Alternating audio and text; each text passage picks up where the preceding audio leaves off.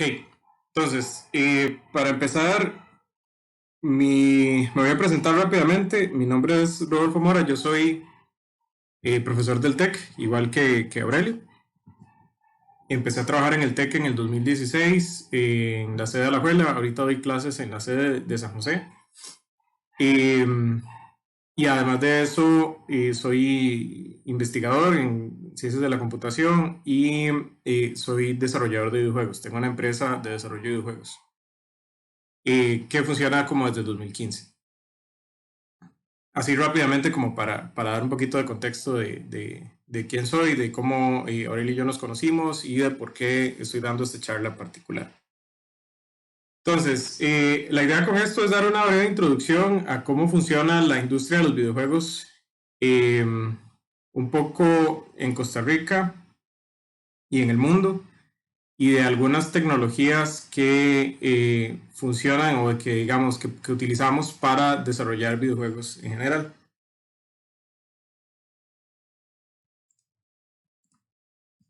Entonces, lo primero de lo que vamos a hablar es sobre motores de videojuegos, que básicamente es una herramienta que utilizamos para desarrollar a la hora de que estamos trabajando con esta tecnología. Un motor de videojuegos, en el fondo, en realidad nada más un conjunto de herramientas que utilizamos para construir juegos. El motor, en el fondo, lo que tiene es código listo, ¿verdad? Que resuelve varios problemas que son problemas comunes y que cuando yo vaya a hacer un videojuego voy a tener que resolverlos de todas formas. Entonces, lo que hace el motor es que me adelanta a ese trabajo, que es un poco más mecánico, y me da a mí esas herramientas listas para que yo las utilice ya para hacer el producto, que es el producto que me interesa. Entonces, en el motor de videojuegos vamos a tener cosas como bibliotecas para manejar las físicas, ¿verdad? Sistemas de simulación físico en juegos casi siempre son sistemas muy rudimentarios, pero son suficientes para hacer una simulación creíble, ¿verdad? Está todo el sistema de graficación, ¿verdad? Que sirve para representar imágenes y modelos tridimensionales en la pantalla. Hay componentes de red, por ejemplo, cuando quiero hacer cosas con multijugador, el motor de videojuegos normalmente ya trae herramientas para este tipo de soluciones. Y por supuesto está todo lo que es entrada y salida, ¿verdad? Entrada principalmente administración de entradas como teclado, mouse, controles de diferentes tipos, ese tipo de cosas. Entonces el motor lo que trae por debajo es código, ¿verdad? Es lo que queremos del motor es que nos traiga listo este código fuente que nosotros podemos utilizar para construir productos más complejos. Y la gracia es que nos adelante un poco el trabajo.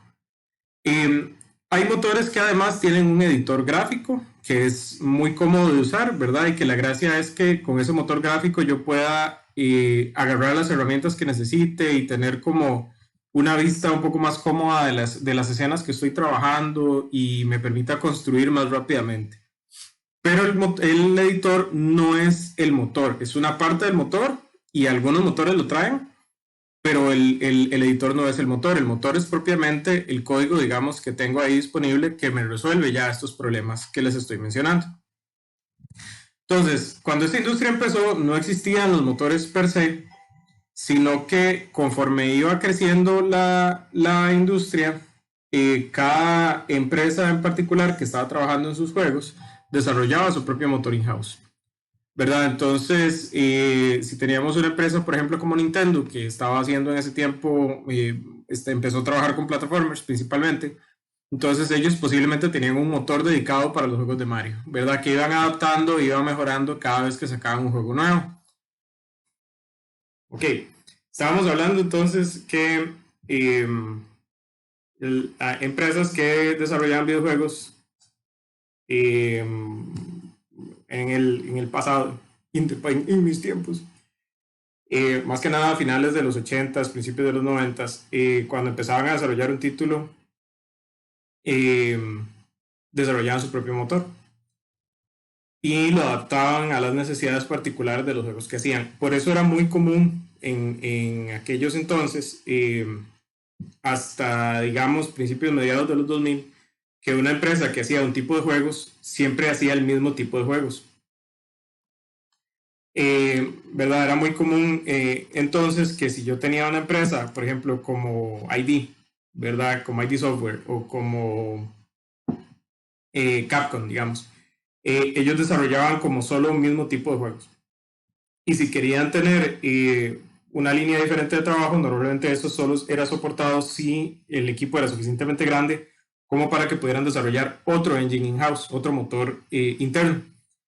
Así era como funcionaba, digamos, al principio cuando esa industria empezó a desarrollarse. Ya después de un tiempo fue que empezaron a surgir grupos que, digamos, tenían un motor que funcionaba muy bien para cierto estilo de juegos y empezaron a ver que de pronto si le cambiaban unas cosas, si le adaptaban unas cosas, de pronto podían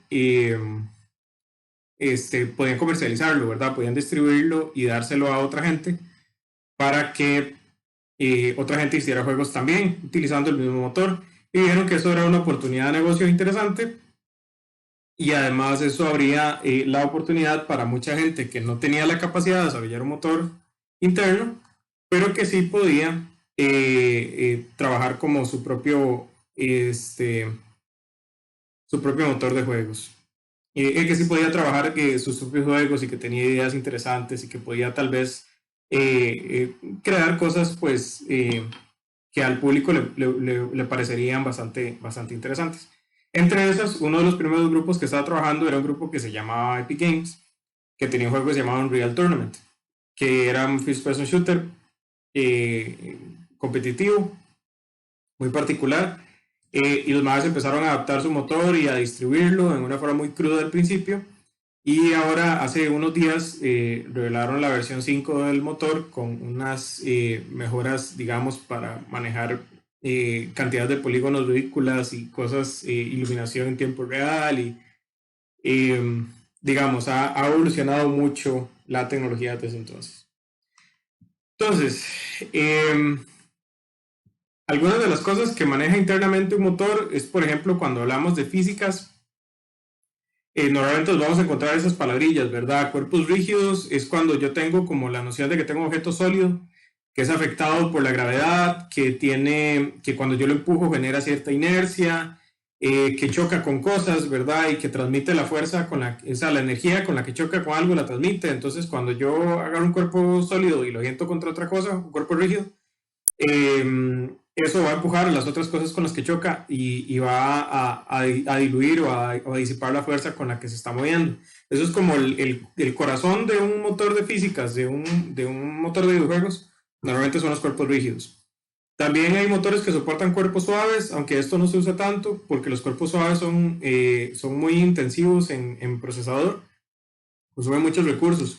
Los cuerpos suaves son como ropa, por ejemplo, ropa o fluidos o cosas así, que normalmente son más difíciles de simular, tienen mucho más cálculo, más propiedades, digamos, a calcular en cada frame, digamos, en cada cuadro que se grafica. Y por eso es que por lo general los cuerpos suaves no se ven tanto. Sí hay motores que tienen simulaciones de ropa, y simulaciones de algún tipo de cuerpos suaves, pero siempre uno trata de no abusar mucho de ese recurso porque sí es un recurso muy intensivo. Entonces, por lo general, uno trata de usarlo lo menos posible o de cocinar la simulación de cuerpos suaves en las animaciones, que me permite manejar como si los cuerpos suaves estuvieran funcionando, pero no es tan pesado para el procesador. También todo lo que es administración de colisiones, que colisiones, cuerpos rígidos y colisiones son dos cosas que trabajan muy juntas, ¿verdad? Pero no necesariamente lo mismo. Yo puedo tener un colisionador que no tenga un cuerpo rígido, nada más que sea un objeto etéreo sin peso, pero que sí es un volumen, digamos. Los colisionadores son los que le dan volumen a las cosas. Entonces, casi siempre son figuras geométricas muy simples, lo que decimos una primitiva, como por ejemplo un cubo o una esfera. Y cómo funcionan los colisionadores es que hacen un par de cálculos geométricos, digamos, para saber si dos objetos están ocupando el mismo espacio o si están separados. Y utilizan la variable del tiempo, ¿verdad? Conforme voy avanzando en el tiempo para darse cuenta si hubo una colisión, ¿verdad? Que es que en un frame hay dos objetos que están separados y en el frame que sigue están ocupando el mismo espacio, ¿verdad? O están traslapándose. Entonces ahí el motor dice, aquí hubo una colisión, y él habla con el cuerpo rígido y le dice, aquí hubo una colisión, la colisión fue de tanta distancia, y entonces el cuerpo rígido empieza a hacer los cálculos de las fuerzas y todo esto. Disparadores son un tipo especial de colisionadores, que es cuando yo tengo un área en donde yo entro, y cuando entro en esa área, el motor se da cuenta que yo entro en esa área y hace cosas, ¿verdad? Entonces yo como programador le digo, ok, cuando el jugador entre en este espacio, dispare tal evento y sucede tal cosa. Eso sería un disparador, un trigger. Y por supuesto gravedad y otras fuerzas, ¿verdad? Yo puedo en un motor con la parte de simulación de física crear fuerzas que simulen viento, por ejemplo, o que simulen otro tipo de propiedades en el espacio que afectan a los cuerpos rígidos principalmente. Cuando hablamos de gráficas, por supuesto estamos hablando de objetos 2D y 3D, pero también estamos hablando de interfaces de usuario, interfaces gráficas de usuario, que es cuando tengo cosas como texto en pantalla, barras de vida, lo que llamamos un despliegue de usuario holográfico, ¿verdad? Que son todas estas cosas que se despliegan en pantalla por encima de toda la graficación del juego, y que nos da información adicional, nos da información acerca de cuál es el estado del juego y ese tipo de cosas. Y por supuesto, la parte más importante de la gráfica es en realidad la iluminación, luces y sombras. Porque si bien es cierto, yo puedo graficar las caras de un objeto tridimensional, si yo no le doy luz a esa escena, si yo no le doy un contexto de luz y sombra, ese objeto se va a ver plano siempre. Entonces, la iluminación, el manejo de las luces y las sombras es en realidad el componente más importante de la gráfica, o de la gráfica en 3D al menos. En dos dimensiones eso no se usa tanto. En 2 dimensiones yo utilizo imágenes planas para manejar todo, y las luces y las sombras lo que hago es que las integro dentro de la imagen que estoy dibujando o que estoy ilustrando. Pero en 3D las luces y las sombras sí son súper importantes. Y de hecho, si han estado pendientes de los avances de la tecnología de graficación, últimamente se está hablando mucho de ray tracing en tiempo real, que es una técnica que nos permite hacer una simulación muy físicamente relevante, digamos, muy parecida a cómo funciona en la vida real la luz en realidad. Y por medio de ray tracing podemos tener efectos súper realistas. Lo que pasa es que el ray tracing es súper caro en tiempo de procesador, ¿verdad? Consume demasiados recursos. Entonces, el hecho de que ahora podamos tener ray tracing por hardware, o este avance que estamos viendo, que es que hay procesadores gráficos, ¿verdad? Tarjetas gráficas que van a soportar ray tracing por hardware, es un cambio muy drástico. Es un cambio que va a revolucionar bastante la forma en la que entendemos gráficas por computadora.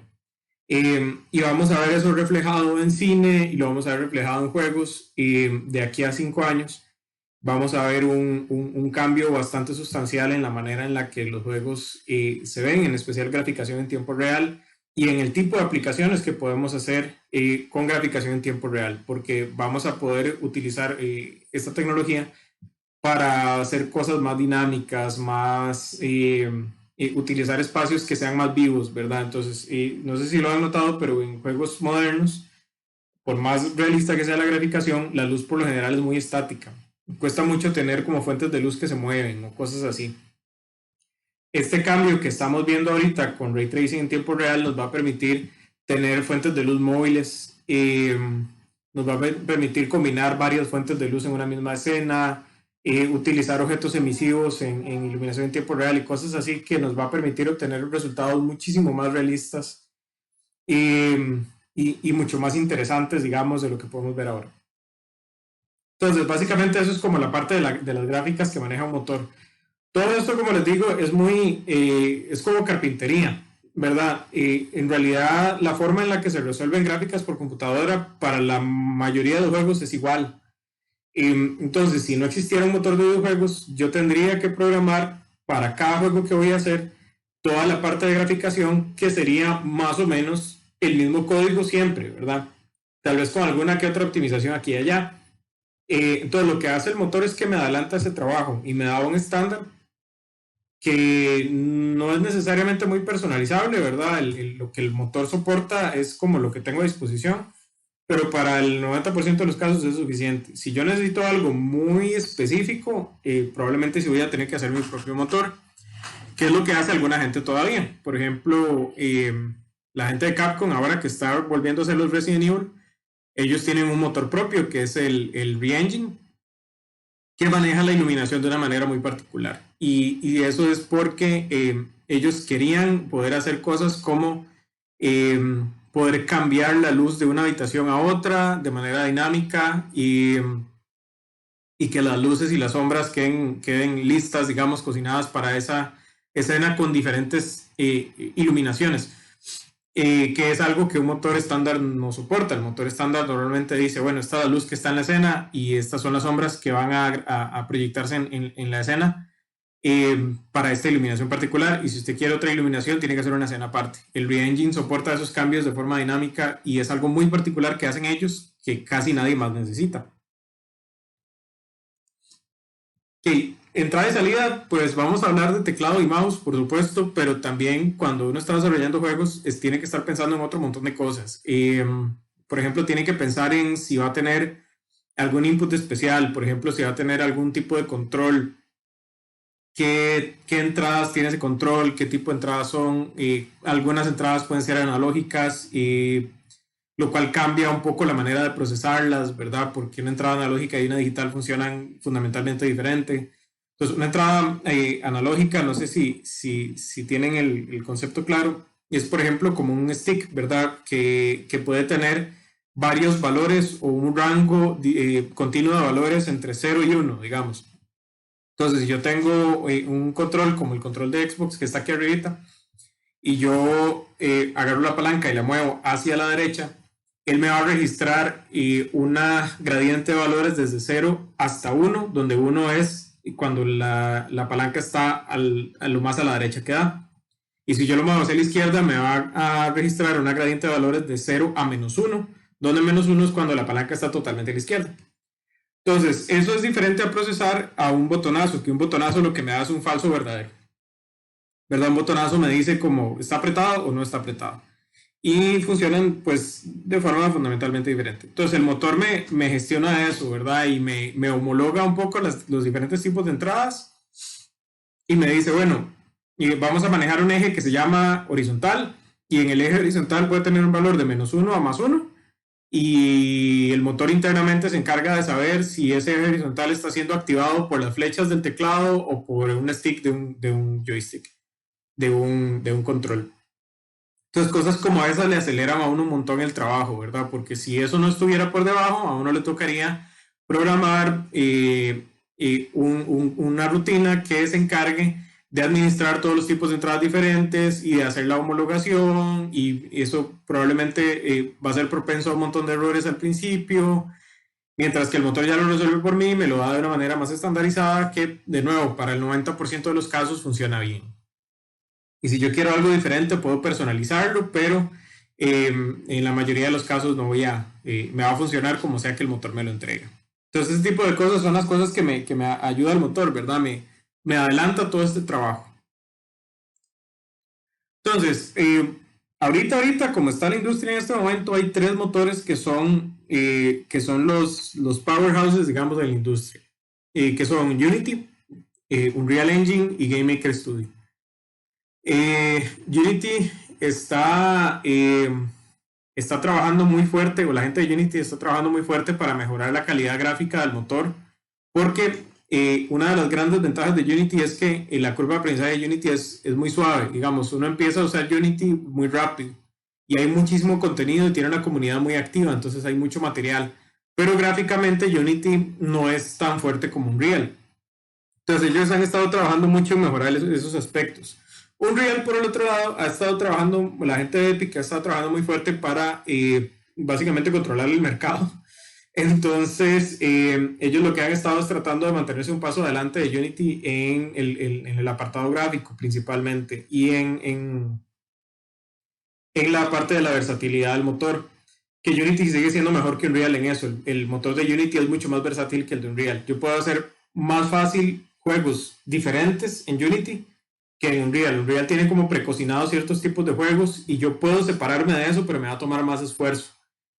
Y lo otro que tiene Unity, que Unreal no tiene, es que Unity tiene mayor soporte para diferentes dispositivos. Unreal está entrando mucho en ese tema, ¿verdad? Y cada vez está mejorando el soporte para consolas y para móviles y todo, pero Unity había trabajado eso desde antes y ellos tienen más camino recorrido. Entonces tienen mejor soporte para dispositivos, para consolas. Por ejemplo, Unity soporta Linux. Yo puedo exportar un juego de Unity para Linux en un botonazo, lo cual es algo que hace tiempo pensar en jugar en Linux no se podía, así ya ahorita voy a hablar sobre God.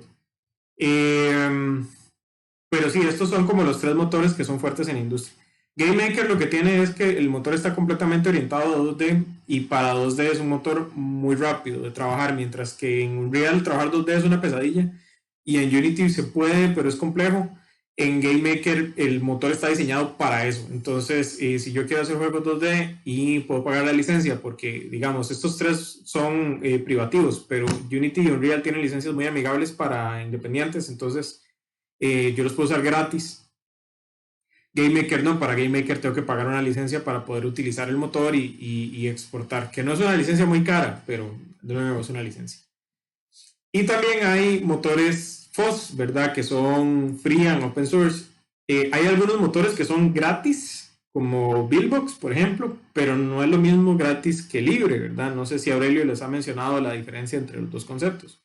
Estos motores que tengo aquí en pantalla, digamos, God, Phaser, Cocos y Pygame, son motores libres, son software libre. Entonces, yo ahí tengo todas las ventajas de un software libre, sumadas a todas las ventajas de tener un motor de videojuegos. De estos cuatro que tengo aquí, el más maduro es God, ¿verdad? God tiene un editor hecho y derecho, digamos, con todas las de la ley. Y es un motor que ha estado ganando popularidad últimamente. Cocos lo utiliza alguna gente, es un motor que es muy amigable para 2D, pero aún así es un motor más chiquitito y más humilde que God.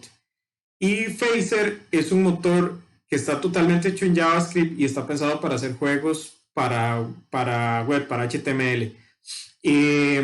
Phaser no tiene editor, ¿verdad? Entonces Phaser es como nada más la biblioteca. Yo lo programo en donde me dé la gana. Yo puedo programar Phaser en Notepad si me da la gana.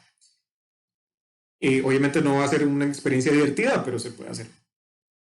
Y ustedes que están en la mayoría, tengo entendido que están en Intro y Taller o por ahí, Pygame es un motor que está montado sobre Python. Y de nuevo, Pygame no tiene editor. Pygame lo que son las bibliotecas para manejar todos estos componentes de graficación y físicas y etcétera, pero está basado en Python. Entonces, ahorita que los que están llevando Intro y Taller, si quieren experimentar un poco y profundizar un poco con el lenguaje y aprender cosas diferentes que se pueden hacer con Python, les recomiendo que busquen tutorialcillos de Pygame y se animen a hacer alguna cosilla, una que otra cosilla.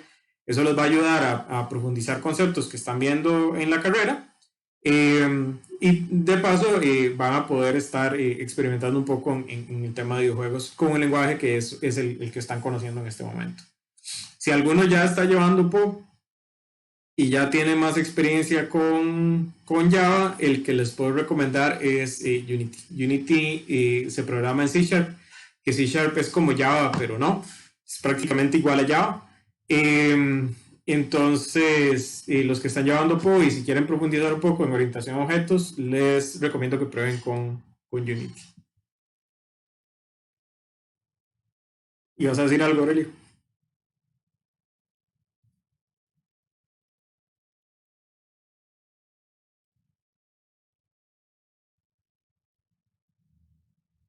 Tengo un colazo, un par de orejas.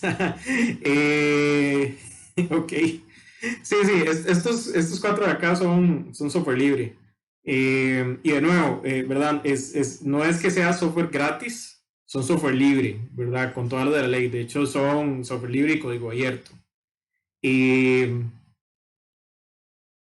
entonces, para que lo tomen, Arch Linux, para que lo tomen en cuenta, tenemos un par de puristas por aquí.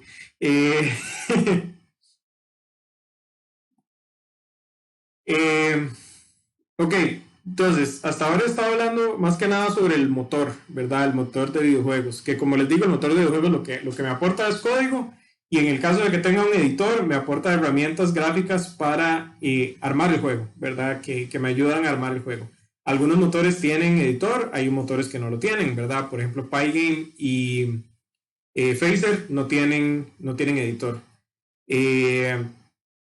Igual se puede trabajar, igual hay gente que desarrolla productos en estos motores y funciona muy bien.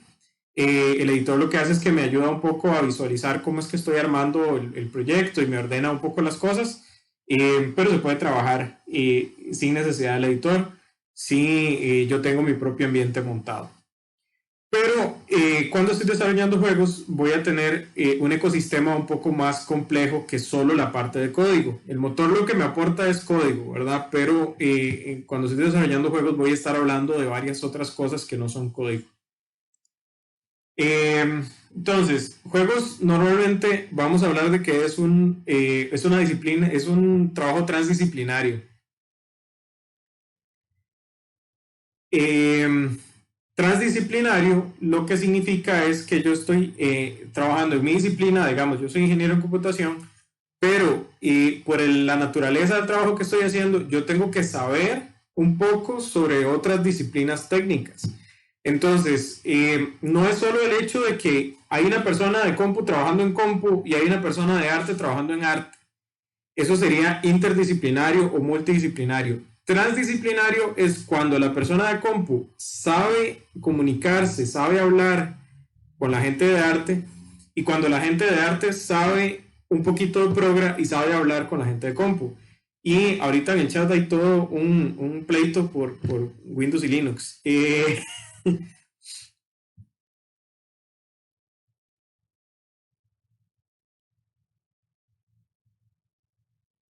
Les voy a dar un minuto para que terminen para que terminen los mecos. Eh,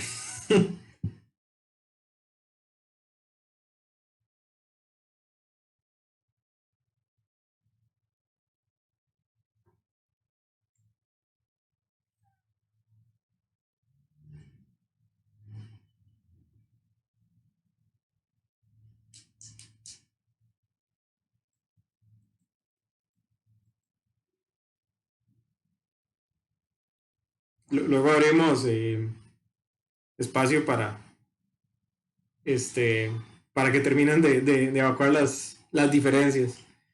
Buscamos un juego multiplayer que tenga crossplay para que puedan unos jugar desde Linux, otros desde Windows y puedan eh, terminar de definir el conflicto. Que en mi opinión no va a terminar nunca, pero bueno. Entonces hablábamos de trabajo transdisciplinar. Transdisciplinar es esta noción en donde, digamos, yo desde mi disciplina conozco y comprendo cómo funcionan otras disciplinas técnicas. Y en juegos normalmente vamos a hablar de que hay 5 disciplinas que están interactuando constantemente, ¿verdad? Entonces tenemos la parte de program, por supuesto. Vamos a tener una parte de gráfica que casi siempre va a ser un ilustrador, un modelador 3D o cosas por el estilo.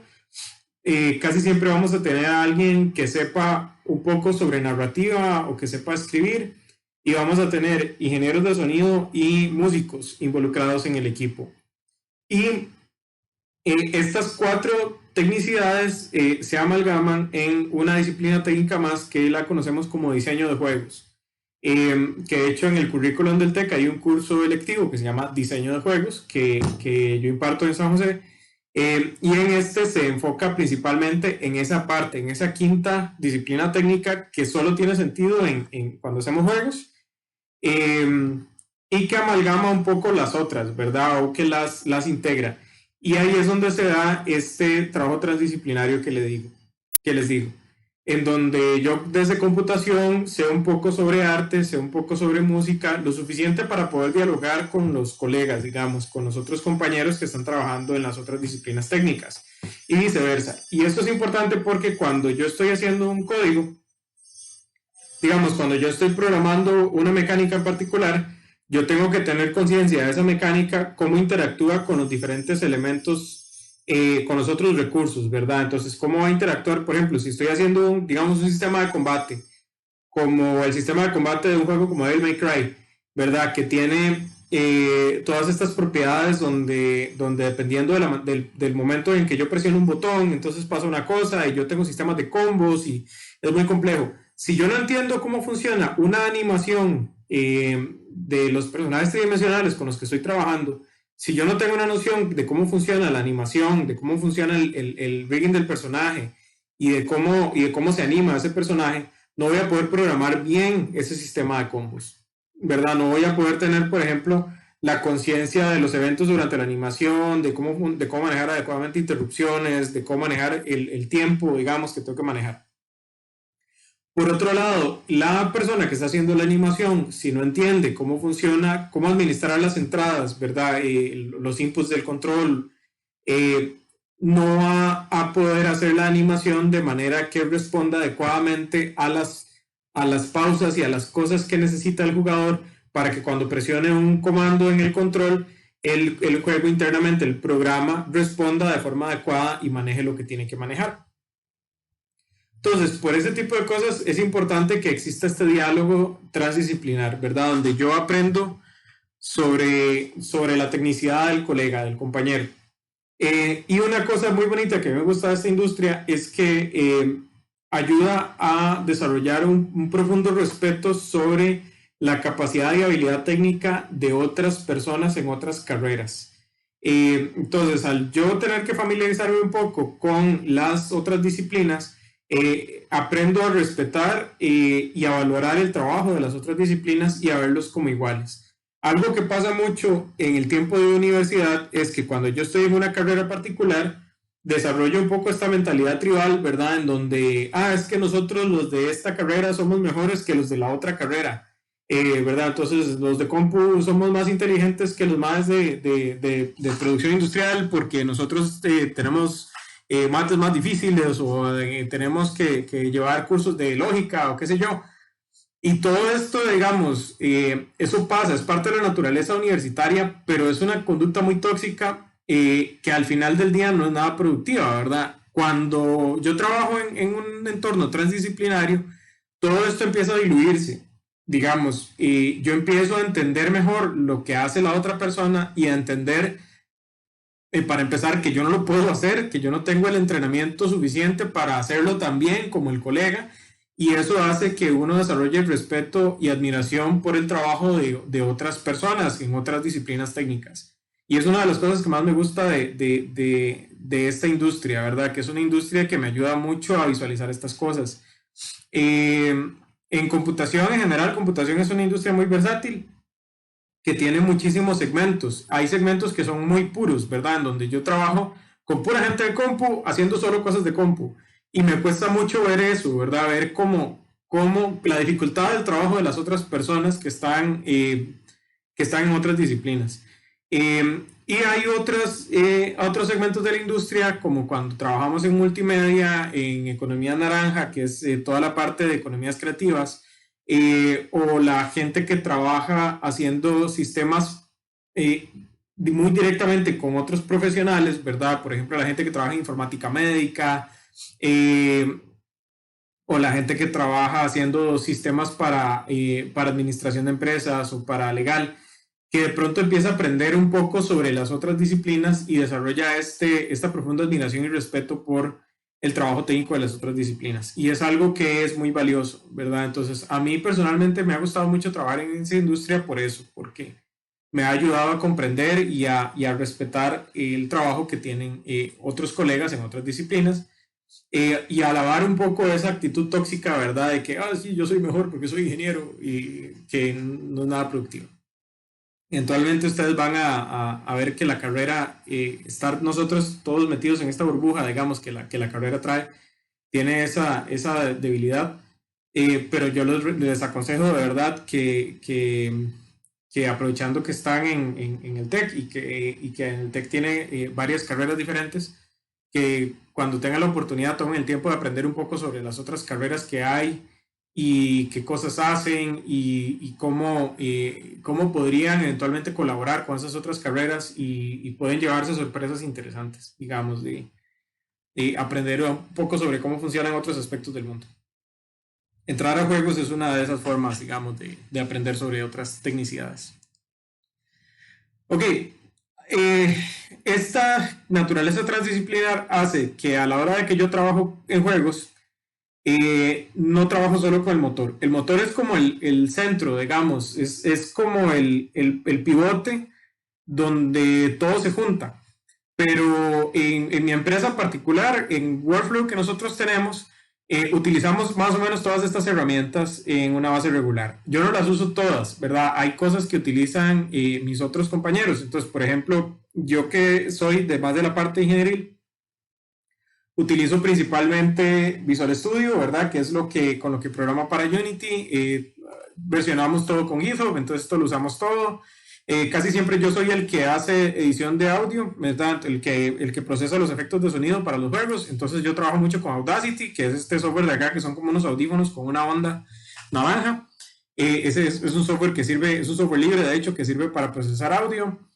Hace tiempo teníamos un músico de planta que trabajaba mucho con Fruity Loops, ¿verdad? Que es que es como no estoy muy seguro qué fruta se supone que es esa, pero es como una fruta, digamos. Ese es ¿cómo se llama esto? Es un DAW, una estación digital de audio, que sirve para crear música, básicamente, o crear efectos de sonido. Yo trabajo mucho con Inkscape porque también yo soy el que diseña la mayoría de los casos cosas de interfaz gráfica, ¿verdad? Como elementos de interfaz.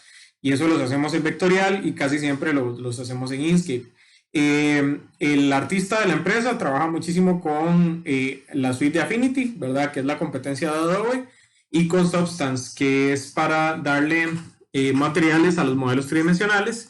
Y él y yo trabajamos los dos mucho con Blender, ¿verdad? Entonces hay algunas cosas que yo hago en Blender, cosas muy sencillas.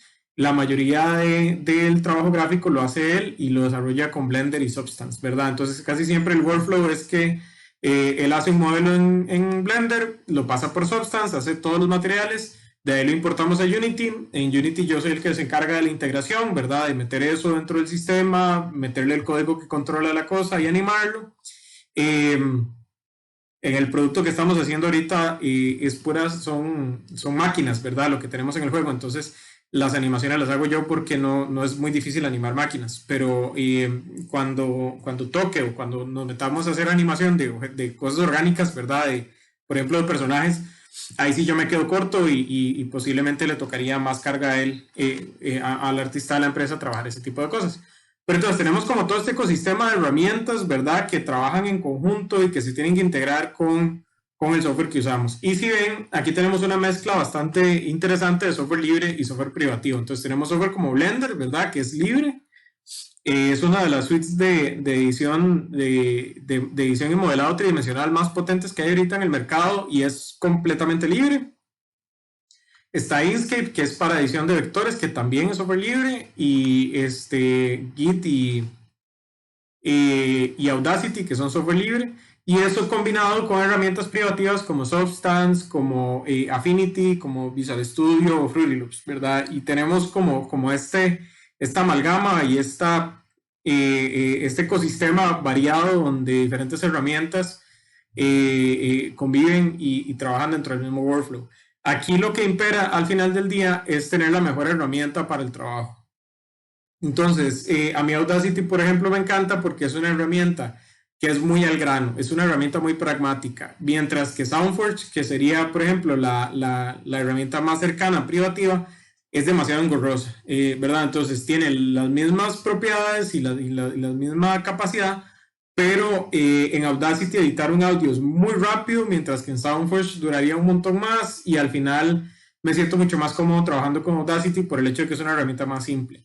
Blender es una suite muy potente de edición y trabajo tridimensional y tanto mi colega como yo hemos trabajado con Maya y con 3 Studio Max y al final del día siempre volvemos a Blender porque Blender simplemente es más potente o por lo menos estamos muy acostumbrados a la forma en la que Blender trabaja las cosas y a la versatilidad que tiene Blender y con el hecho de que Blender tiene integrado herramientas para escultura en 3D, tiene integrado para edición de video no lineal, tiene integrado un montón de cosas que otros software no tienen. Digamos por ejemplo, Maya tiene una herramienta de escultura que es malísima, 3 Studio Max no tiene herramientas de escultura del todo, Ninguna de esas dos tiene edición de video no lineal, Blender sí. Entonces, al final, el tema es escoger la herramienta más apropiada. Affinity lo usamos porque, digamos, yo trabajo algunas cosas con GIMP, pero lo odio, con odio jarocho. Yo odio GIMP. GIMP es uno de los peores software que he tenido que usar en mi vida. Y al final del día, siempre terminábamos volviendo a Adobe, a Photoshop, pero el licenciamiento de Adobe es espantoso y de pronto surgió esta suite que se llama Affinity, que está haciéndole la competencia a Adobe. Es una suite privativa, pero funciona muy bien, tiene muy buenas herramientas, es un software muy potente y entonces estamos migrándonos a Affinity.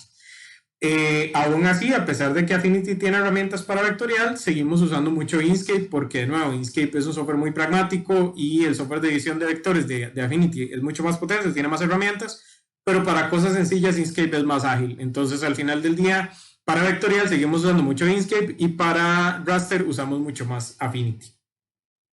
Entonces, como ven, existe un ecosistema aquí en esto y uno tiene que aprender a ser más flexible cuando está trabajando en la industria. Y a entender pues que hay herramientas que por fuerza, o sea, hay herramientas que son superiores para ciertos trabajos y que simplemente no hay alternativas en el otro lado del charco. De cualquiera de las dos direcciones, ¿verdad? Hay herramientas libres que no tienen una alternativa privativa. Por ejemplo, Blender es un caso de esos. Hay mucho software de edición y modelado 3D, pero Blender, en mi opinión, Blender es el mejor que hay en el mercado en este momento. No hay buenas herramientas para edición de texturizado libres, ¿verdad? Y en eso, pues nosotros estamos trabajando con Substance y hay gente que trabaja con Quixel, que también es muy buena, Quixel Mixer, pero no hay una alternativa libre para ese tipo de cosas. Audacity es, en mi opinión, uno de los mejores software de edición de audio, ¿verdad? De edición de ondas de audio. Pero por otro lado, el MMS o Rose Garden se quedan muy cortos a la hora de hacer música. En eso Fruity Loops sigue siendo superior. Entonces, uno tiene que volverse más pragmático cuando está trabajando en una industria tan versátil, tan compleja, ¿verdad? Y acostumbrarse a usar un montón de herramientas diferentes y a mezclarlas en este ecosistema tan complejo.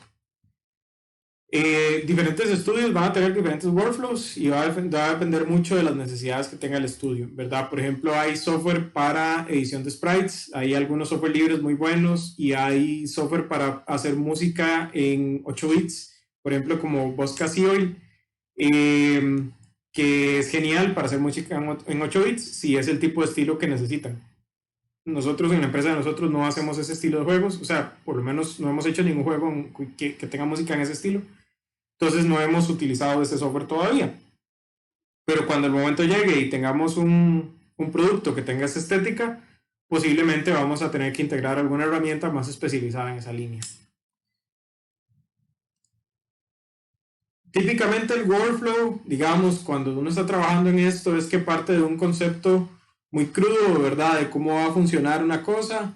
Ese concepto lo empieza a refinar y empieza a plantear alternativas. Entonces aquí arriba a la izquierda tenemos un concept art original que nos hizo el artista cuando empezamos a trabajar el juego que estamos haciendo ahorita, que tiene como unas estructuras que están flotando en la atmósfera. Y ahí empezamos a pelotear diferentes ideas de cómo representar estas estructuras. Y entonces él empezó a refinar un poco los conceptos y terminó ya con este diseño que tenemos aquí abajo a la derecha. Y ya una vez que estábamos satisfechos con ese diseño, entonces ya lo pasamos en limpio a 3 dimensiones, que es esta imagen que vemos acá a la derecha, ¿verdad? Entonces, normalmente el workflow es así, uno empieza con un prototipo, con una idea muy cruda, y la va refinando, y la va refinando, y conforme la va refinando, va descubriendo e introduciendo nuevas ideas. Y un gran componente del trabajo es descubrimiento, ¿verdad? Yo tengo una idea muy cruda y tengo que descubrir cómo esa idea se integra bien con el proyecto y cuáles son las mejores cosas o herramientas o estrategias que puedo utilizar para desarrollar esa idea. Igual va a pasar con el código, ¿verdad? Este producto que estamos haciendo actualmente lo llevamos trabajando varios años y la versión original era muy cruda, en donde teníamos como una noción muy básica de cómo iban a funcionar las partes internas del motor de simulación que tenemos y Y la idea originalmente lo único que podíamos hacer era como tener un plantita que giraba y donde podíamos poner algunas cosas de la atmósfera. Y ya ahora tenemos un producto muy completo que ya tiene cara de juego, digamos, que ya tiene mecánicas redondeadas en donde yo tengo un diseño de un nivel que tiene principio y final, ¿verdad? Originalmente hace año y medio, cuando empezamos a desarrollar esta versión del producto, no teníamos, por ejemplo, el concepto de un nivel. Eso todavía no estaba programado. El producto en crudo que teníamos todavía no permitía ese tipo de cosas. Permitía jugar en la atmósfera del planeta, pero sin ningún objetivo, sin ninguna dirección. Y esto va a pasar en todas las disciplinas, ¿verdad? Igual cuando estoy escribiendo una historia, voy a empezar con una estructura muy cruda y a plantear ideas y a darle un poco de forma a esas ideas y a ver cómo eso se integra con todo lo demás. Y así voy a ir trabajando de los diferentes componentes del asunto. Ok, voy a hacer una pausa aquí a ver si tenemos alguna duda sobre cómo funciona el proceso de desarrollo. Obviamente he estado hablando como muy en alto nivel, pero sí me gustaría ir a un espacio para que me digan si tienen algo en especial que quieran preguntarme sobre cómo funciona el proceso ya cuando uno está trabajando propiamente en el asunto. Les agradecería si lo hicieran por voz para darle un poquito más de vida al asunto.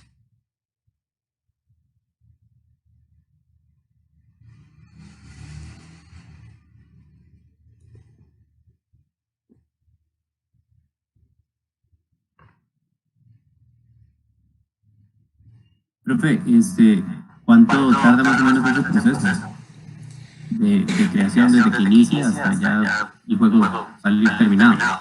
Eso va a depender mucho del alcance del juego, ¿verdad? El tamaño del producto. Nosotros, por ejemplo, hacemos productos de un tamaño moderado y normalmente tardamos de 18 a 24 meses en publicar, ¿verdad? Desde que empezamos la conceptualización hasta que tenemos un producto publicable. Pero ese es el flujo particular de nosotros.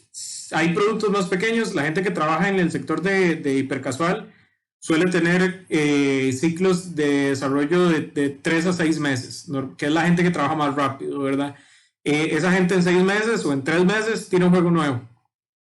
El sector hipercasual se caracteriza mucho por juegos muy pequeños, muy sencillos, y que el mismo estudio tiene toneladas de productos diferentes, ¿verdad? Y está constantemente dándole mantenimiento a un montón de productos distintos.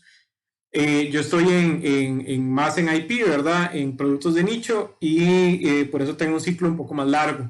Y por supuesto hay gente que tiene productos mucho más grandes, ¿verdad? Entonces, si tenemos un juego, más adelante voy a hablar un poquito sobre esa parte, pero si tenemos un juego en la escala de un God of War, por ejemplo, God of War tardaron 4 años desarrollando. Entonces va a depender mucho del alcance del producto. Normalmente cuando estoy empezando voy a querer hacer productos de un alcance muy pequeño para que no se me salga de las manos y poder terminar. Y también ahí va a influenciar mucho el tamaño del equipo, ¿verdad? Entonces yo tengo un equipo pequeño, solo somos 4. Entonces con tan poquita gente no es bueno hacer productos muy grandes porque la gente se va quemando. De hecho, ahorita esta semana que estamos, el artista me pidió que cambiáramos de proyecto por un tiempo. Entonces, por un par de semanas estamos haciendo un prototipo de otra cosa porque ya el MA está cansado, está muy saturado de estar haciendo lo mismo todo el tiempo y yo también, ¿verdad? Llevamos mucho tiempo trabajando en este producto que estamos desarrollando y de pronto uno se va agotando. Entonces, una forma de manejar eso es decir, bueno, vamos a prototipar otra cosa por un tiempo. Vamos a tomarnos un par de semanas para descansar la mente, vamos a hacer un producto drásticamente diferente. De hecho, nos pasamos de motor, estamos haciendo ese otro productillo en Unreal y está funcionando. Eso reviva un poco la motivación y lo refresca a uno. Pero sabemos que eso es como por 2 o 3 semanas porque tenemos que terminar que estamos haciendo. Pero sí, normalmente va a depender del tamaño, pero nosotros tenemos ese ciclo de 18 a 24 meses, más o menos. ¿Alguna? Disculpe, perdón. Bueno, perdón por interrumpir. Más o menos cuántos lleva más o menos el tiempo de testeo del juego. Cuando ya está, ustedes creen que ya está todo bien hecho, que ya todo el tiempo de beta testeo, ¿cuánto más o menos le llevan ustedes? Ok, ahí hay un tema. Nosotros utilizamos metodologías ágiles, utilizamos Lean Software Development. Entonces, en esa metodología, nosotros empezamos a testear desde el principio. Ok. Desde el principio del ciclo de producción estamos testeando. Y siempre tenemos por ahí un par de... lo que hacemos es que tenemos poquita gente, ¿verdad? Tenemos como 2 o 3 beta testers que constantemente les mandamos updates del producto y a veces los beta testers se cansan, entonces le pedimos a otra persona que nos ayude. Pero sí, empezamos desde el puro principio. Ofrezco como beta tester, soy como lo que más buguea cosas en este mundo. Tengo testigos. Ok, ahí después le digo, o después buscamos cómo ponernos en contacto, pura vida. Perfecto. ¿Alguna otra duda? Principalmente, ¿qué tipo de juegos ustedes hacen? La empresa de nosotros no está encasillada en un género particular, trabajamos muchos juegos de nicho. Entonces, juegos de nicho es que por cosas de la vida, eso ni siquiera es una decisión que nosotros tomamos conscientemente. Los productos que nosotros hacemos suelen ser productos de nicho muy particular. Entonces, el primer producto que hicimos era un 3D Space Shooter, ¿verdad? Un juego que tenía mucha inspiración en juegos como Star Fox o como Descent. Una de las referencias más importantes del juego de nosotros en ese entonces era Strike Suit Zero, ¿verdad? Y Ace Combat. Era como esta noción de dogfighting, ¿verdad? Entonces uno tenía una nave en el espacio y qué sé yo. Este que estamos haciendo ahorita es un juego de simulación, que es una vara completamente diferente. Digamos, también es un juego de nicho, pero no es el mismo nicho, es un nicho distinto. Sí tratamos de no encasillarnos como en un género porque, pues más que nada porque no sentimos la necesidad de trabajar en un solo género. Nosotros enfocamos mucho el proceso de desarrollo como un proceso de aprendizaje y entonces cuando trabajamos en un juego buscamos conscientemente, eso sí lo hacemos conscientemente, buscamos cosas nuevas que queremos aprender sobre tanto técnicas como teóricas, ¿verdad? Y enfocamos mucho el producto, el desarrollo del proyecto en esa dirección. Entonces, en el primero que hicimos, estábamos muy enfocados en hacer un juego, ¿verdad? Es como queremos hacer un juego, terminarlo y publicarlo. Ese era el objetivo. Este que estamos haciendo ahorita es un poco diferente. Nosotros aquí estamos más enfocados en, bueno, vamos a hacer un producto con ciertos elementos, con ciertas pautas. Vamos a meternos un poco más en la calidad, en la parte de postproceso gráfico. Entonces el juego tiene como una calidad gráfica mucho más alta que la anterior. Y además de eso, estamos muy enfocados en que este juego sea lanzado con un socio comercial. Entonces hemos estado aprendiendo mucho sobre cómo manejar esa parte, sobre cómo contactar socios comerciales, cómo pitchar el juego en diferentes foros y qué sé yo. Entonces, y cada proyecto tiene como esa noción. Este otro que empezamos hace una semana, que es como nada más para distanciarnos un poco, digamos, y para refrescar un poco las energías, está muy enfocado en aprender algunas técnicas para hacer juegos de acción. Entonces, nos pasamos a Unreal porque queremos aprender Unreal, pero también estamos aprendiendo sobre una cosa que se llama root motion, que es que yo hago una animación, digamos, de un personaje que camina, pero en lugar de hacer la animación como en el mismo lugar, en la animación el personaje se desplaza. Y utilizamos eso para mover al personaje en el motor de juegos, que funciona diferente a como se hace normalmente. Y queremos hacer un sistema de combates con combos, que también es algo nuevo que nunca habíamos hecho. Entonces, estamos como experimentando con eso. No sabemos si eso va a llegar a ningún lado, digamos. En este momento, como les digo, es un proyecto que tiene como objetivo refrescarnos un poco.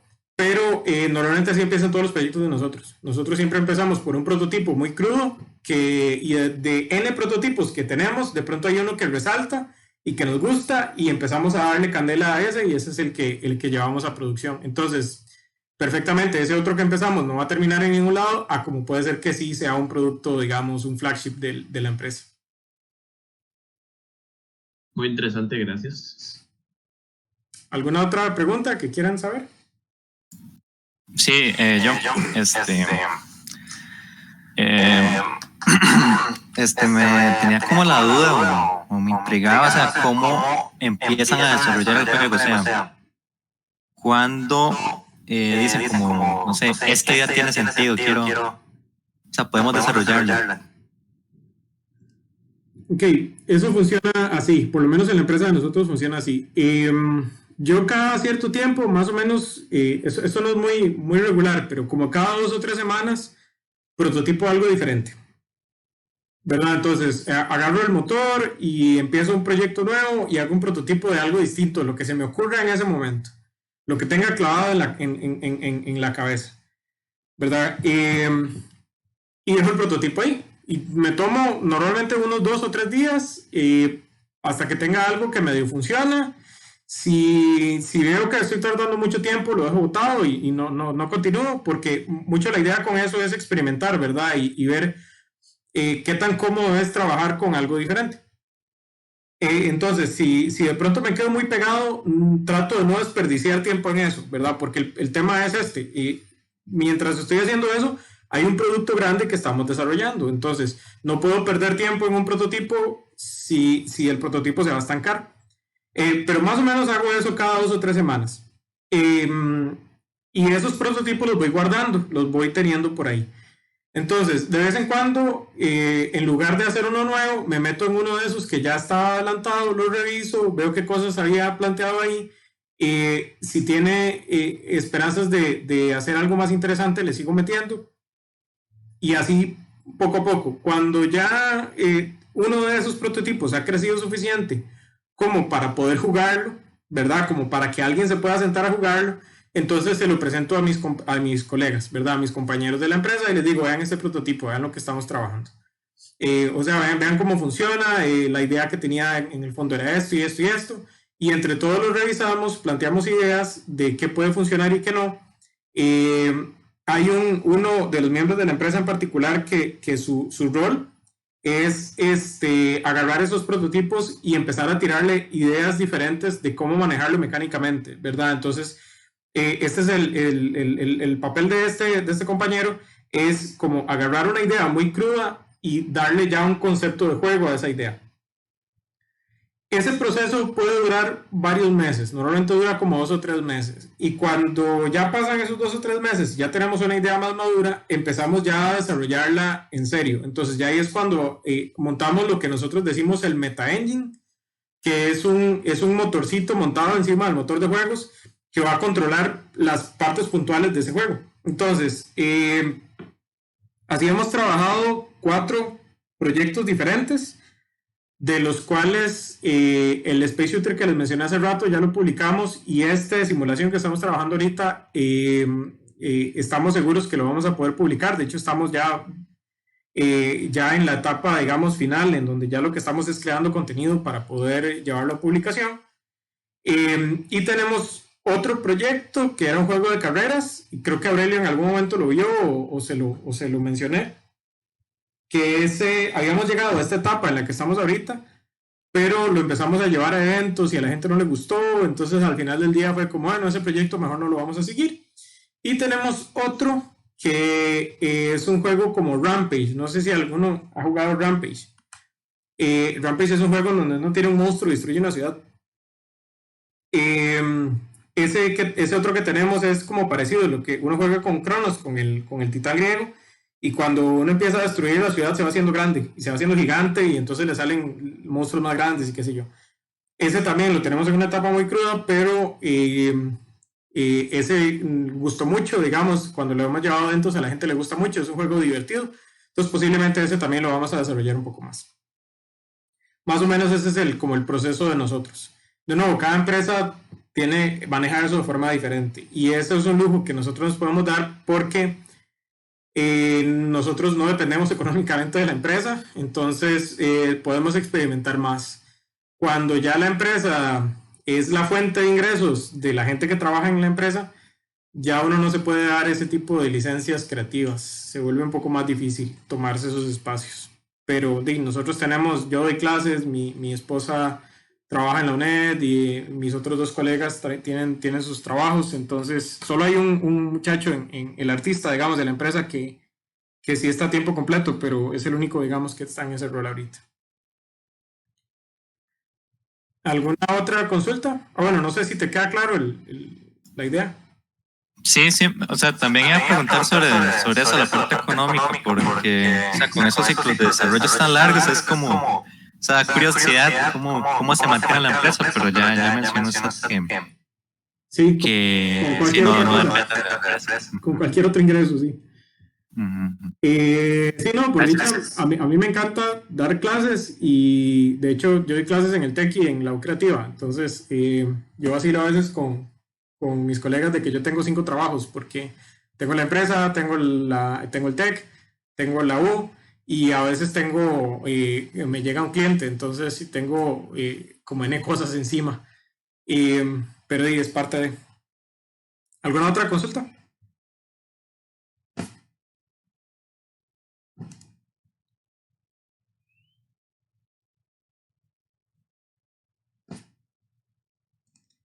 Ok, entonces vamos a pasar al siguiente tema.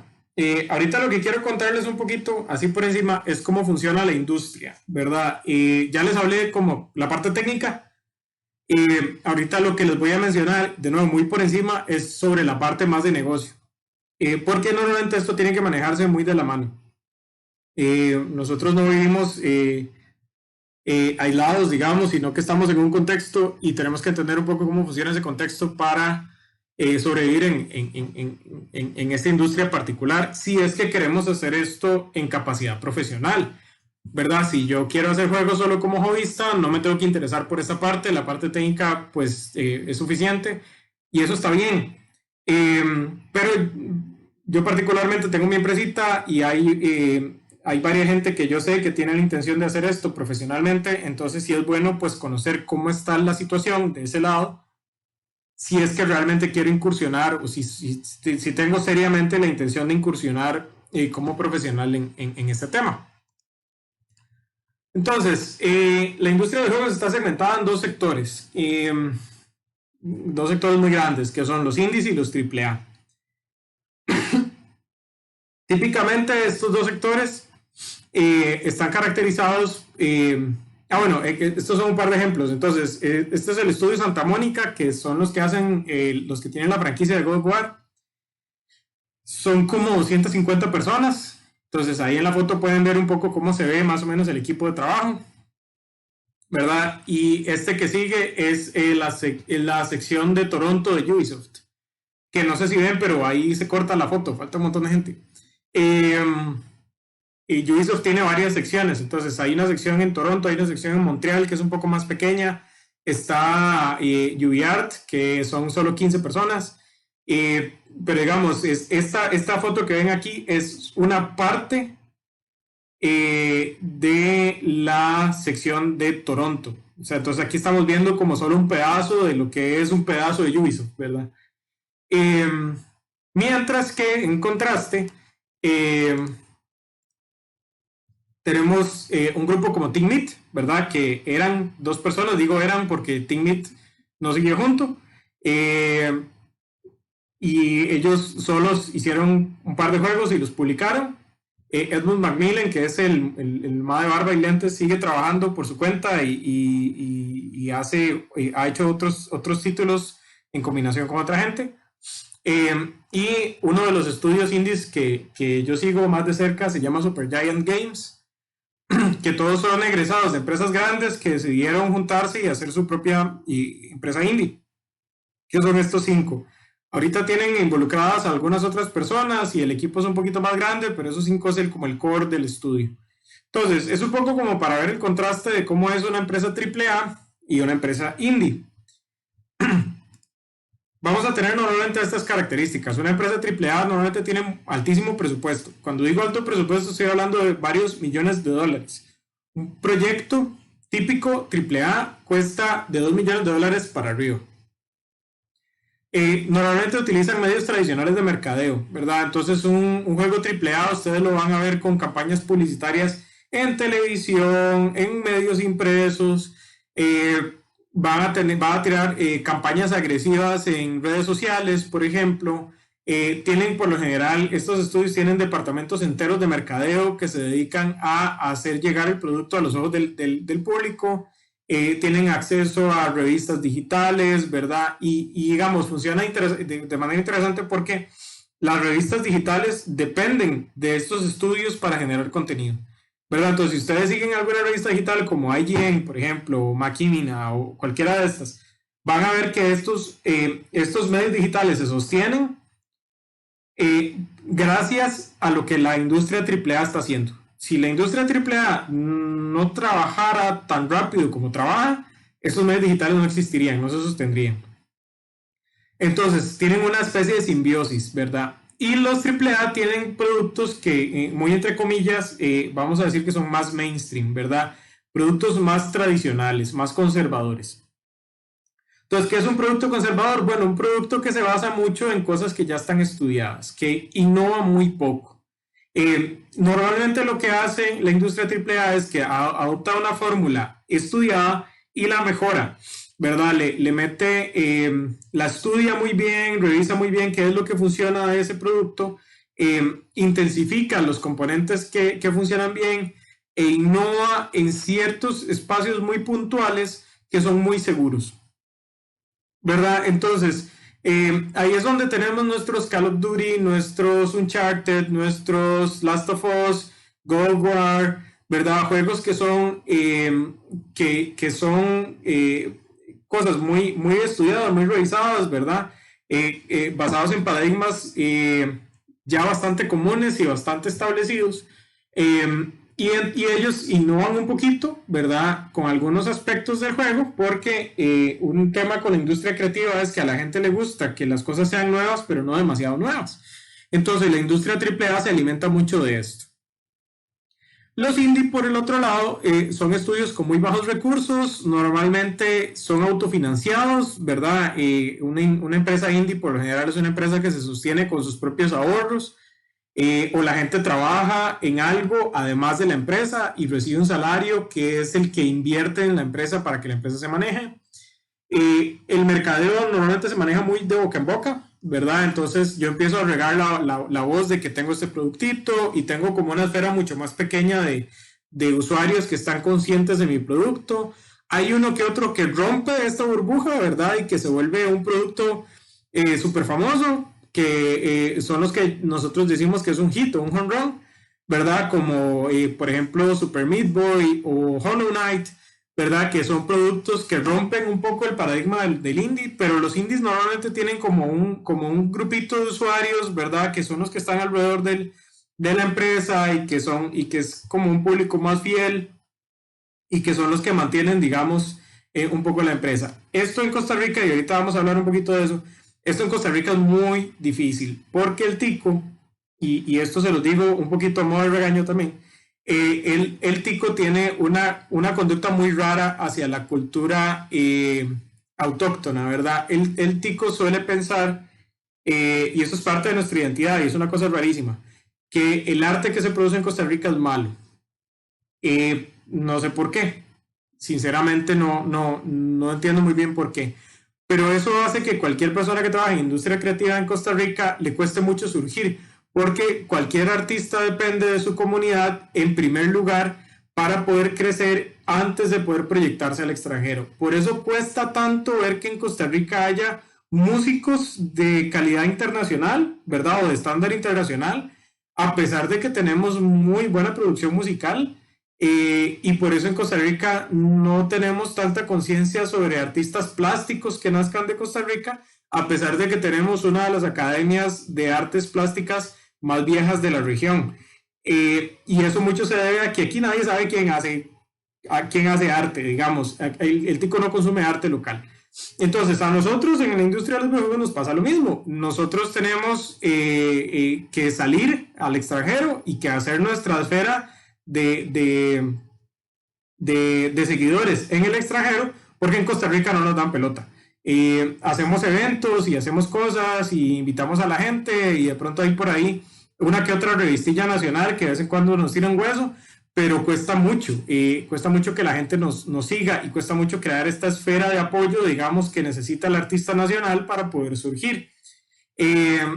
En otros países eso se da mejor, ¿verdad? Entonces en Polonia, por ejemplo, hay una industria indie muy saludable y eso se debe mucho a que el polaco compra juegos polacos. Entonces hay empresitas que solo publican juegos en Polonia, por ejemplo, que lo que hacen es que se vinculan con desarrolladoras polacas y publican juegos solo para público polaco, porque el público polaco compra juegos polacos, ¿verdad? Y en Estados Unidos, por supuesto, digamos, en Los Ángeles hay varios estudios.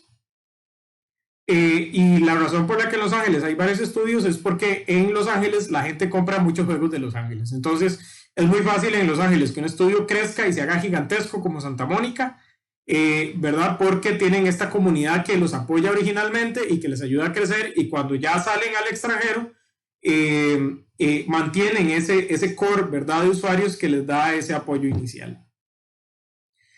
Otra cosa que tienen común los indies, que los AAA también hacen diferente, es que en los AAA se da mucho que utilicen engines personalizados. Hace rato les mencioné que Capcom tiene el Re-Engine, ¿verdad?, para los Resident Evil.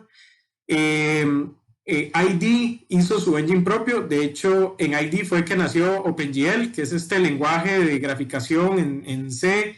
Bueno, ya ahorita es multiplataforma, digamos, pero originalmente era un lenguaje de graficación para C y para C++.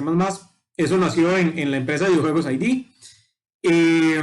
Mientras que los indies utilizan muchas herramientas comunes, ¿verdad?, que ya estén construidas. No tenemos tanto espacio para hacer nuestros propios motores.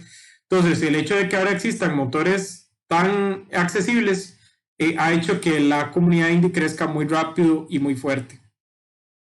Y el indie tiene más espacio para hacer productos experimentales. Eso se da porque normalmente la empresa indie no tiene tanta rentabilidad económica. Entonces, como no tiene tanta rentabilidad económica, al final la empresa indie no depende tanto de su producción en videojuegos y por lo tanto puede hacer cosas muy locas, ¿verdad? Y uno que otro de estos sale y revienta, ¿verdad? Y se convierte en un fenómeno internacional, y ahí podemos ver casos como Super Meat Boy o como Raid o Fez o Undertale, ¿verdad? Que son juegos muy experimentales con cosas particularmente nuevas y raras, que se volvieron muy populares precisamente porque encontraron un espacio en donde desarrollarse, encontraron la oportunidad y la supieron aprovechar adecuadamente. Entonces, más o menos eso es como está particionada la industria actualmente. Siempre vamos a encontrar que existen estos dos grandes segmentos. En Costa Rica, todos los estudios que hay son indie. El más grande se llama Fair Play Labs, que tiene el tamaño del estudio varía, pero normalmente están entre 25 y 50 personas. Está ubicado en Zapote por el Colegio de Abogados, por la Rotonda de las Garantías Sociales. Ellos trabajan principalmente en el sector de servicios. Eso significa que ellos le venden servicios de desarrollo de juegos a otras empresas. Entonces, por ejemplo, ellos le han desarrollado juegos a Cartoon Network y a Disney. Otras de las empresas que andan por ahí, Tree Interactive, Sun Entertainment. Hace poco Tree Interactive publicó Hookbots en todas las consolas. Entonces, es un juego de pelea similar a Super Smash Bros. Hay otra empresa que se llama Cano Arts, que tiene un juego que se llama Lithium. Está Green Lava Studios, que es el estudio más prolífico de Costa Rica, tiene un montón de juegos.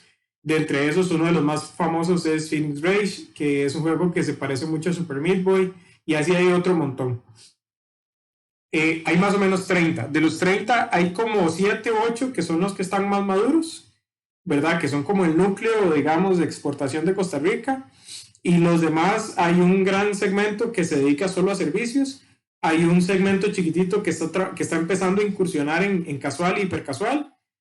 Y hay alguna gente rara que trabaja, gente un poco diferente que trabaja en el sector de realidades mixtas. Digamos que la idea de que son raros es más, no porque ellos sean raros, sino porque trabajan en una industria muy rara, ¿verdad? En una industria muy difícil.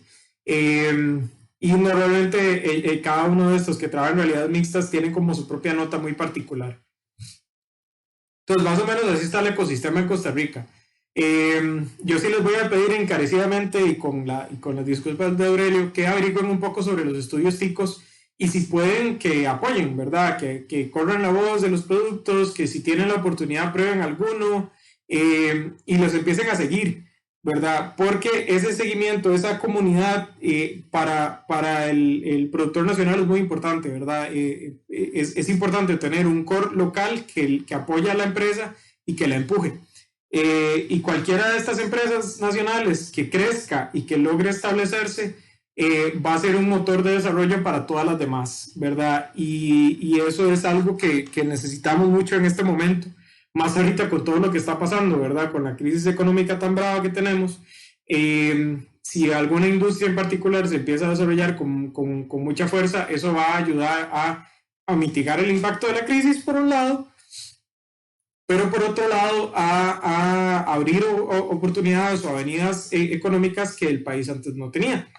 Entonces, aunque esta es una industria de entretenimiento y que uno pensaría que no es esencial, y pues en general es una industria no esencial, digamos, la industria de los videojuegos puede ser reemplazada por otra industria creativa en cualquier momento, que eso no pasa con otras industrias que sí son esenciales, como transporte, por ejemplo, o alimentación. Es una oportunidad que tenemos en Costa Rica de crear una avenida económica que no necesariamente está muy explorada en este momento. Entonces, si ustedes pueden averiguar un poco sobre alguna de estas empresas y dicen, uy, qué chiva lo que está haciendo Osuna, voy a seguir a estos madres, de pronto me interesan mucho los productos que están haciendo, eso ayuda un montón a las empresas ticas, a las empresas ticas y a todos en general. Ok, ¿alguna duda hasta aquí?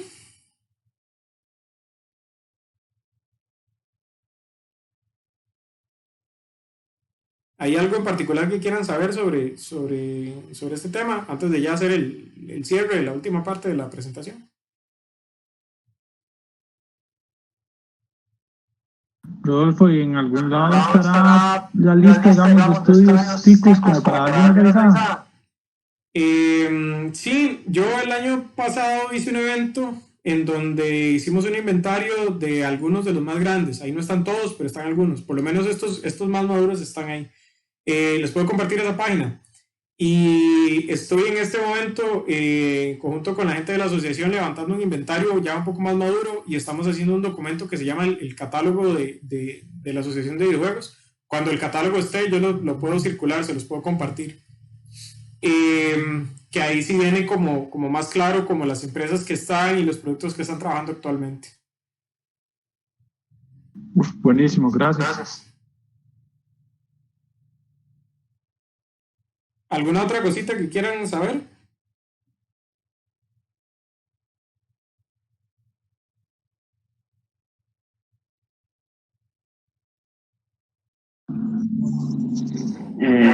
¿Cuál sería un punto recomendado para desarrollar juegos para teléfono?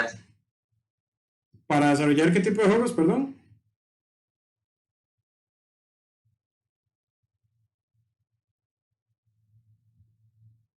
¿Cuál? Es que no escuché la última palabra que dijiste. Para desarrollar qué tipo de juegos, perdón, es que no escuché la última palabra que dijiste.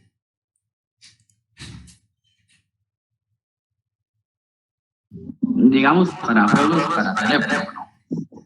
Ok, para móviles. Para móviles quieres un motor que tenga muchísima portabilidad. Eso es lo que tenés que buscar. No sé cómo está Godot en ese tema, porque he escuchado que hay varias gente que está trabajando móviles en Godot. Phaser es una buena oportunidad porque Phaser, al trabajar para web, corre si una papa tiene explorador de internet, corre un juego hecho en Phaser. Y Unity es uno de los motores que tiene más compatibilidad con diferentes dispositivos. Entonces sería como buscar tal vez alguno de esos tres.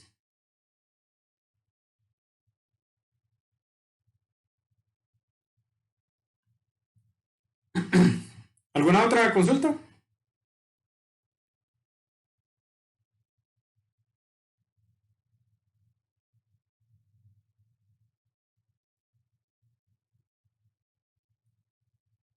Ok, entonces seguimos. Ya esta última parte es como para contarles un poco si quieren incursionar en la industria, como por dónde entrar. Ya les he mencionado un poco esto por encima y esto lo van a encontrar un poco como redundante y tal vez un poco, como preachy, digamos. Pero bueno, primero que nada, pensar desde el punto de vista de la carrera de ingeniería de computación que pueden hacer. Bueno, pues obviamente ponerle a la carrera, ¿verdad? Pero particularmente les voy a pedir que le pongan particular atención a estos cursos que están ahí. Intro y taller, ¿verdad? Y los cursos que en general, todos los cursos de programación, como PO, estructuras de datos, etcétera, ¿verdad? Los cursos que toquen temas de programación les van a ser muy útiles si quieren hacer juegos, porque juegos normalmente yo me voy a enfrentar a problemas programados muy complejos, mucho más complejos en muchos casos que en casi que cualquier otro segmento de la industria, con excepciones muy particulares, ¿verdad? Entonces, la mayoría de nosotros, de los ingenieros en computación, terminamos trabajando en lo que se llaman sistemas transaccionales. Es donde está el grueso de la industria de computación. Y los sistemas transaccionales se manejan con con un segmento particular de herramientas de todo lo que se ve en la carrera, con un pedacito. Juegos no es así. En juegos van a tener que usar todo lo que aprendan en programación, lo van a tener que usar en algún momento. Juegos es muy complejo. La parte de programación de juegos se vuelve muy matona muy rápido. Entonces, pónganle muchísimo a los cursos de Progra. Hay algunos temas particulares que es importante que dominen muy bien. Entre esos están todos los temas relacionados con estructuras de datos y análisis de algoritmos. Porque en juegos en especial yo tengo que manejar cosas de muy alto rendimiento. Entonces tengo que entender muy bien cómo funcionan las estructuras internas para almacenar información, para poder usarlas de la manera más óptima posible y no desperdiciar recursos. Entonces esos son cursos que son muy valiosos. Y en diseño de software, que es cuando van a ver patrones de diseño de software, ese también es un tema que les va a servir muchísimo. Además de todo el tema de metodologías de desarrollo. Aparte de los cursos de programación, hay un curso que es vital, que es crucial y que a nadie le gusta. Y de una vez les digo que si quieren aprender un poco sobre desarrollo de videojuegos, van a tener que ir con una mentalidad muy optimista hacia ese curso, que es el curso de álgebra lineal. Los temas que se ven en álgebra lineal, en especial espacios vectoriales y operaciones de vectores y matrices, se utilizan en juegos todo el tiempo. Es la base de los sistemas de físicas y de los sistemas de representación espacial. Y si yo no sé cómo funciona un vector o una matriz, no voy a entender lo que está pasando y hay un montón de cosas que no voy a poder hacer. Entonces, el curso de álgebra y cálculo, es importante que vayan con una mentalidad muy optimista a ese curso. Y con una actitud de mucha apertura y de mucho aprendizaje, porque van a necesitarlo. Si quieren meterse en esta industria, van a necesitar esa teoría. Para mí, uno de los cursos que fue realmente un cambio entre querer hacer juegos y empezar a hacer juegos fue el curso de álgebra lineal que yo llevé cuando llevé la carrera. Porque fue el curso que me ayudó a entender cómo representar el espacio y cómo interactuar con el espacio. Y sin eso, hay un montón de cosas que ahora hemos hecho en la empresa que simplemente no hubieran sido posibles. Ese fue el curso que le dio el empujón a mi empresa para arrancar, para empezar a trabajar los primeros prototipos, lo que eventualmente se convirtió en el primer juego que publicamos, y muchas de las cosas que estamos trabajando en el juego de ahora utilizan constantemente temas que se ven en este curso. Entonces, desde la carrera ya pueden empezar ustedes a pensar, bueno, si yo quiero profesionalmente hacer videojuegos, ¿qué puedo hacer internamente en la carrera que me ayude? Y lo primero es ponerle mucho a estos cursos y ir con una actitud de aprovechamiento del curso, ¿verdad? Ir con esta mentalidad de qué es lo que este curso me está ofreciendo, qué es lo que se supone que yo tengo que aprender, cuáles son los objetivos que el curso me está pidiendo y realmente ponerse a la tarea de decir, ok, esto es lo que tengo que desarrollar, esto es lo que yo tengo que crecer como profesional, que este curso me está exigiendo en particular. Estos que están en pantalla son los que les van a ser más útiles, y eso no significa que los otros no vayan a ser útiles en particular. Por ejemplo, en el curso de compiladores, que van a trabajar mucho más temas sobre grafos y sobre lenguajes, eso les va a ayudar mucho cuando estén trabajando cosas de inteligencia artificial, modelado de inteligencia artificial con máquinas de estados finitos, por ejemplo, se trabaja mucho con los temas que se ven en compiladores. Y el curso de IA y el curso de lenguajes les van a ayudar a entender algunos paradigmas que se utilizan en juegos actualmente. Por ejemplo, cosas como pathfinding, ¿verdad? Como encontrar rutas o navegación en el espacio, son temas que se ven en el curso de inteligencia artificial que se usa mucho en la industria de los videojuegos. Y en lenguajes es útil porque ahora se está empezando a ver más cuando empiezan a surgir juegos con presencia en red. Se empieza a trabajar mucho pedazos del juego en lenguaje funcional o en el paradigma funcional. En especial cosas de cálculo lambda, digamos, que son funciones que se utilizan como funciones delegadas y cosas así que se mandan. Tal vez ahorita a algunos les va a parecer que les estoy hablando en chino, eventualmente todo esto va a tener sentido y se van a acordar de mí cuando empiecen a llevar esos temas, y cuando empiecen a experimentar un poco con el motor van a ver que esos temas realmente van a ayudarles a avanzar más rápido en ciertas cosas. Entonces, yo por ejemplo soy particularmente malito en cálculo lambda, y eso ha hecho que avance muy lento en temas como en multijugador, ¿verdad? O en sistemas de red, porque es una habilidad que yo tengo profesionalmente. Entonces, es algo que yo sé que si yo hubiera reforzado mejor cuando estaba en la carrera, en este momento, ahorita estaría trabajando más en esa línea y no tanto en las otras líneas que estoy trabajando. Mi énfasis durante la carrera fue más que nada en álgebra, y por eso muchos de mis juegos tienen mucho esta componente como espacial y de representación de información, que es algo de lo que se trata mucho en álgebra. En la medida de lo posible tengan una formación lo más integral, ¿verdad? Y pónganle mucho a esos temas para que no tengan tanta limitación a la hora de que quieran hacer sus productos, que tengan como una perspectiva mucho más abierta y que la limitación sea más que nada por la imaginación de ustedes y no por la capacidad técnica que desarrollaron durante la carrera. En el tiempo libre, cuando no estén desarrollando, o sea, sacando asignaciones de la carrera o haciendo sus quehaceres en el hogar, busquen un motor, busquen tutoriales de YouTube y pónganse a hacer juegos. Es tan fácil como eso. O sea, si ustedes en este momento salen de la clase, descargan un motor, buscan un tutorial y hacen un producto, ya van a haber empezado a incursionar en la industria. Digamos, esta es una industria que no les va a exigir que completen la carrera para empezar a trabajar. Es una industria que los va a beneficiar y los va a premiar cuando completen la carrera, pero si además llegan con un poquito de experiencia, va a ser mucho mejor. Y es una industria que les va a permitir empezar a publicar de inmediato si ya tienen algo que enseñar. Entonces, sí les recomiendo que busquen un motor, que se metan en YouTube, busquen un tutorial y empiecen a experimentar lo antes posible. Y complementen eso con lo que van aprendiendo en la carrera, ¿verdad? Como les digo, hay ciertos temas puntuales de los cursos que les van a ayudar a entender mejor cómo hacer, cómo resolver ciertas cosas. Hagan lo posible porque los proyectos que están haciendo en su tiempo libre involucren temas de los que están viendo en la carrera, para que puedan profundizar en los temas de la carrera y hacer productos de mejor calidad y tener un win-win ahí. Y en el tiempo de ocio, busquen producto tico en la medida de lo posible, y si tienen la capacidad, jueguen juegos hechos en Costa Rica.